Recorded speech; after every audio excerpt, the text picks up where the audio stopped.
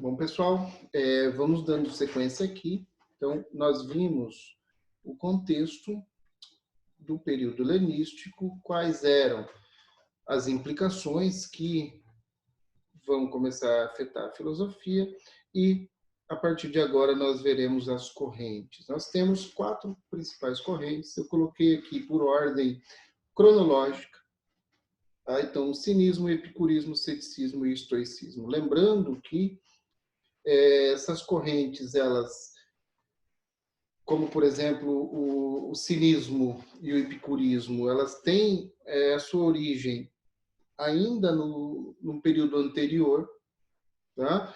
Só que elas vão ganhar espaço, ganhar notabilidade durante o período helenístico propriamente dito. Inclusive algumas, como o estoicismo, vai ter uma dilatação no tempo muito grande, até o mundo grego ali até o século 3, 4 depois de Cristo, nós teremos essa corrente exercendo influência, certo? Começando então pelo cinismo. O cinismo é uma corrente filosófica que é criada por um discípulo de Sócrates chamado Antístenes. O Antístenes será discípulo de Sócrates, então a gente está num período bem anterior ao Alexandre, né? Alguns anos antes, décadas antes, podemos dizer, e este Antístenes ele vai ser mestre do Diógenes de Sinope. Tá? O cinismo, enquanto doutrina filosófica, ele é atribuído a Diógenes, porém, não é o Diógenes que inventa, é o mestre dele, Antístenes, discípulo de Sócrates. Diógenes vive de 413 a 323. Ele nasce na cidade de Sinope, que é a atual Turquia, e ele vai morrer na Grécia, não se sabe como, não se sabe exatamente de que maneira, nem ao certo onde, ele simplesmente desaparece. Tá? Cinismo, então, é a busca da ataraxia pela autenticidade. O Diógenes, gente, assim como o seu mestre, vão levantar a ideia de que as convenções sociais mascaram o ser humano. Então, o homem ele é aprisionado, ele é subvertido, ele é corrompido das suas características naturais pelas convenções sociais. E as convenções sociais, segundo Diógenes, também são as fontes dos grandes males, a cobiça, a inveja, a ambição, a corrupção, a violência, tem origem nessas convenções sociais. E aí a gente pode, por exemplo, trazer para o nosso mundo de hoje, com certeza vocês devem conhecer alguém que não pode ver o vizinho comprar, construir, fazer alguma coisa que ele vai lá e vai fazer também, mesmo não precisando.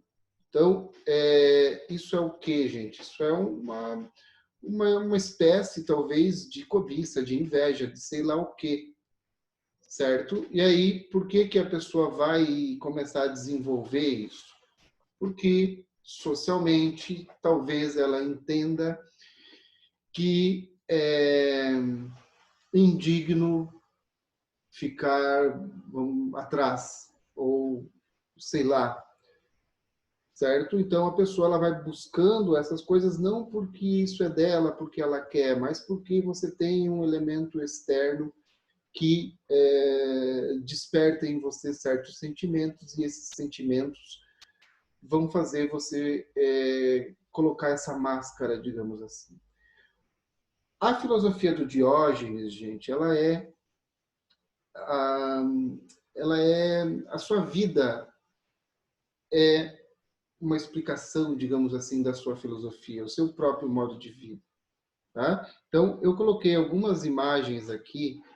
Primeiro, esse aqui ó, é o Cinosarge. O que é o Cinosarge, gente? É um mausoléu Tá? Ele era chamado de Mausoléu do Cão. E aí ele ficava fora, aqui é a cidade de Atenas, tá? Aqui na costa, no litoral, e o Sinosarge era essa construção bem no interior. E percebam que esta construção ela é um ponto de encontro de várias rotas. Então, quem vinha para Atenas, das outras cidades, por terra, passava por aqui e pegava este caminho na cidade de Atenas. Em função do Antístenes e depois do Diógenes viverem no Sinosarge, é que nós temos o surgimento do termo cinismo, certo? Tem também a história do cão, tem a história do cão, mas é talvez uma coincidência. Tá? Qual é a história do cão? É simplesmente a história de que a analogia, né? Tanto Antístenes como Diógenes, eles faziam a mesma analogia, que o cão é um animal que está livre na natureza e, embora ele viva com os humanos, ele tenha esse contato com os humanos, ele nem por isso deixa de ser o ser natural que a natureza criou. Ah, ou seja, ele é um animal verdadeiro. Ah, ele vai expressar raiva, medo, felicidade, independente das circunstâncias. Se ele precisa expressar, por exemplo, raiva, violência, ele vai expressar independente se está no meio de um monte de gente ou não. Então, o Diógenes ele tinha a figura do cão como analogia para quê? Para dizer que as convenções sociais elas vão afastar o ser humano do seu eu verdadeiro. E aí a gente pode pegar essa mesma noção cínica, né, do Diógenes e trazer, por exemplo, para Nietzsche. O Nietzsche vai dizer exatamente isso. Tá? O Diógenes ele vai ter também influência na concepção da filosofia anarquista, tá? Aquela questão das leis, da ordem do Estado. Então, isso vai também ter muito a ver com influências do cinismo grego, e o próprio estoicismo vai ser influenciado pelo cinismo. Embora pareça uma coisa diametralmente oposta, mas a gente consegue observar certos paralelos. Então, aqui nós temos imagens, né? O Diógenes vivia num barril, tá? Ele vivia neste barril para se proteger, por exemplo, do vento, das intempéries. Mais tarde, ele vai viver na mata, e aí ele vai viver completamente nu. Na cidade, ele andava com pouquíssimos bens, tá? Algumas roupas, algumas vestes, um cajado onde ele se apoiava, uma lanterna, e aí tem a história da lanterna, que é interessante, e uma tigela. Só que ele vai jogar fora a tigela no momento em que ele está passando na praça e ele vê uma criança bebendo água com as mãos. Então ele vê aquilo, ele olha para a tigela e pensa, porra, para que eu preciso da tigela? E aí ele se desfaz da tigela e fica com aquilo que é essencialmente necessário segundo ele. Então, nessa imagem da esquerda, a gente pode ver a curiosidade que ele desperta, né, nas pessoas, e as pessoas estão ali olhando e ele está nem aí para isso. Por quê? Porque para ele não importa o jeito que ele está vestido, onde ele está dormindo, a forma como ele vive. A história da lanterna é a seguinte, gente. Diz a lenda que o Diógenes andava com essa lanterna acesa em plena luz do dia. Para onde ele fosse, ele levava a lanterna acesa. E aí ele ia colocando a lanterna na cara das pessoas e as pessoas, obviamente, não entendiam. E quando perguntavam para ele, né, Diógenes, o que é que você está procurando com uma lanterna em plena luz do dia? Ele respondia, eu estou tentando achar um homem puro, um homem de verdade. porque eu estou tentando achar um homem sem máscaras. Certo? Então, isso demonstra muito daquilo que o Diógenes pensava. Aqui é uma escultura na cidade de Sinop, na Turquia, tá? Onde nós temos o barril, parece o barril do Chaves aqui, né? O Diógenes, o cão e a sua lamparina, a sua lanterna. Então, nós temos nesses elementos grande parte da própria filosofia cínica, da própria filosofia do Diógenes. E aí a gente tem esse famoso encontro, né, do Alexandre com Diógenes.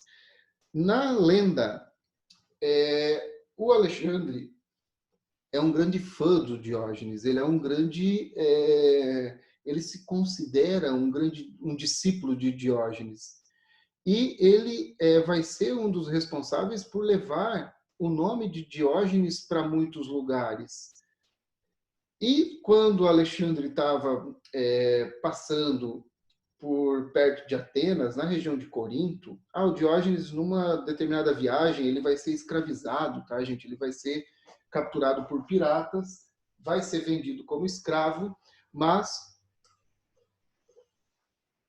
um ateniense, um conhecido dele, vai comprar a liberdade e a partir daí ele começa a viver na mata.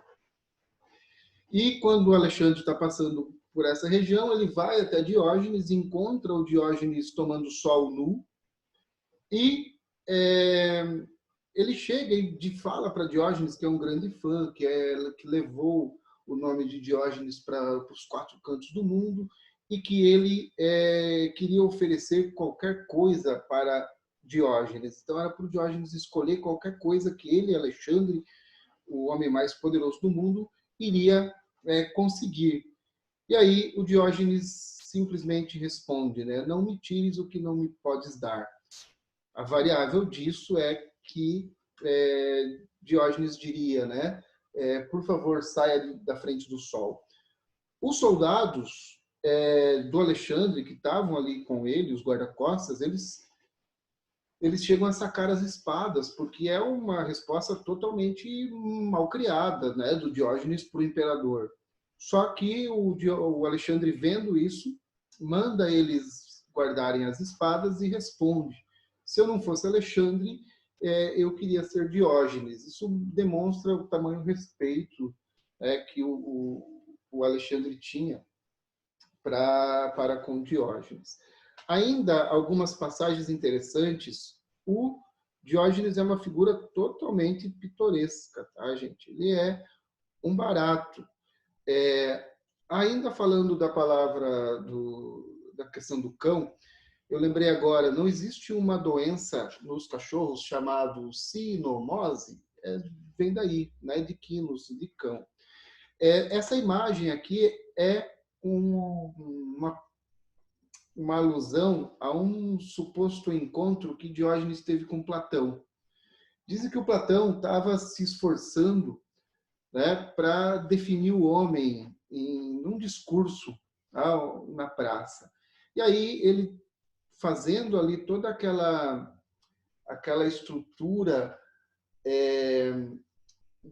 das espécies, né, da transformação das espécies no mundo do mundo material e a permanência, a eternidade da ideia, né, do homem no mundo das ideias, ele vai definir o homem como um animal com 2 pés e sem penas. E aí, nisso, o Diógenes, ele aparece, ele já tinha ouvido, né, ele faz de propósito, aparece no meio do povo que estava ali ouvindo Platão e joga um frango depenado, né, aos pés de Platão e diz: eis o homem de Platão. E aí, para que ele faz isso, né? Porque ele queria justamente incomodar. Ele vai, inclusive, falar: para que serve um filósofo se não para machucar os sentimentos de alguém?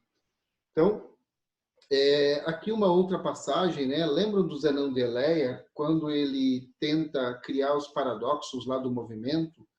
Então, ele estava, num determinado momento, dando uma palestra e se esforçando muito para fazer com que o povo entendesse que o movimento é uma ilusão. Nisso, Diógenes levanta e começa a andar. Tá? Então, isso demonstra, gente, o desprezo que Diógenes tinha por glória, por exemplo, pela autoridade, inclusive dos próprios filósofos, certo? E aí a gente pode, a partir desses comportamentos, fazer um paralelo com aquilo que nós entendemos como cinismo. Hoje em dia, quem é a pessoa cínica? A pessoa cínica é aquela que despreza algo com um tom ainda como é que eu posso dizer, de menosprezo, digamos assim.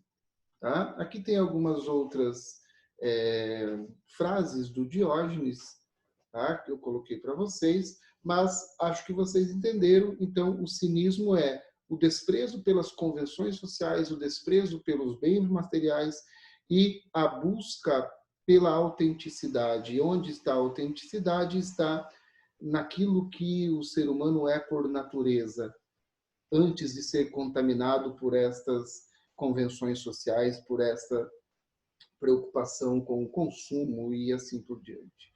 Beleza, gente? Podemos seguir, então. Ceticismo é o nosso próximo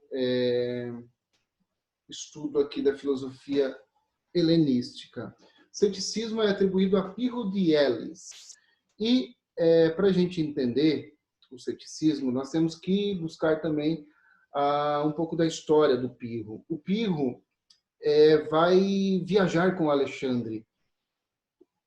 Ele vai junto com o exército, ele não é um soldado, mas ele está ali junto, ele acompanha Alexandre, e ele vai, num determinado momento, na Índia, encontrar os monges hindus, budistas. E ele vai começar a prestar atenção no comportamento daqueles monges. E ele vai começar a perceber que muitas coisas que nos afetavam, muitas coisas que aconteciam e nos afetavam, não afetavam esses monges.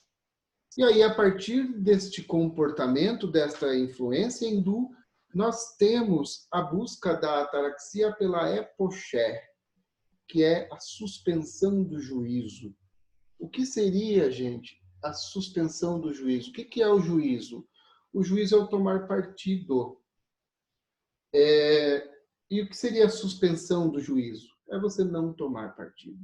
Muita gente confunde esse ceticismo grego com outras formas de ceticismo posteriores. Tá? Ou ainda confundem ceticismo com, por exemplo, impossibilidade de conhecer a verdade. Isso é e não é, tá, gente?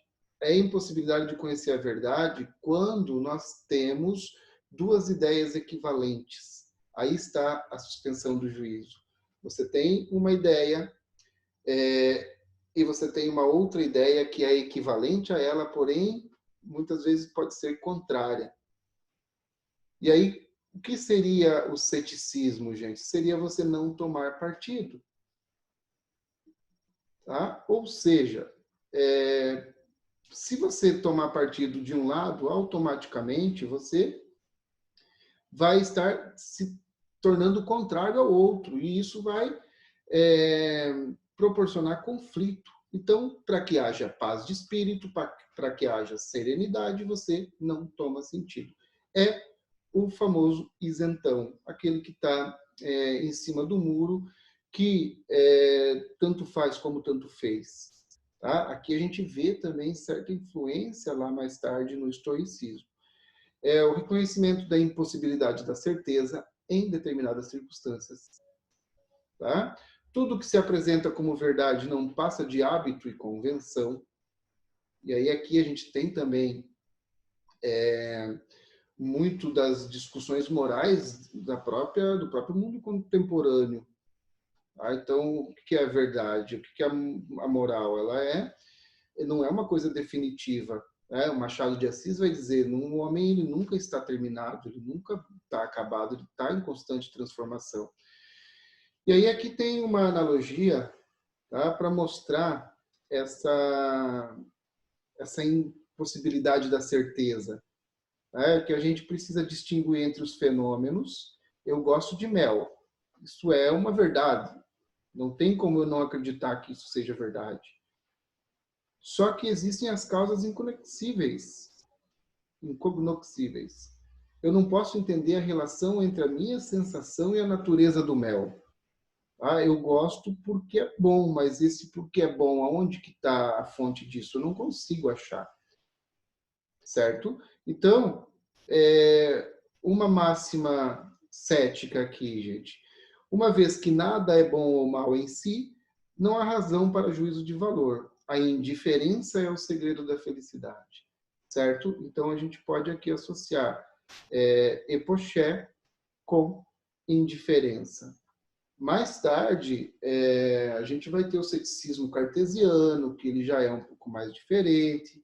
Tá? Nós teremos um ceticismo ali durante o período medieval, que é um ceticismo radical, onde nada é, certo? Mas o ceticismo clássico do Pirro, ele está basicamente nesses dois pontos. Tá? A suspensão do juízo e a não tomada, digamos assim, de algo como certo, sendo que existe um outro algo que pode estar certo também. Ok? E aí a gente pode trazer para o mundo de hoje as discussões sobre campos políticos. Aí. Mas isso é apenas uma suposição, digamos assim, se ou uma provocação, se a suspensão do juízo aí ela vale a pena, não vale a pena, isso tudo a gente pode continuar discutindo porque não tem pano para manga. Galera, eu vou acabar esse vídeo, senão vai ficar muito enorme e já volto.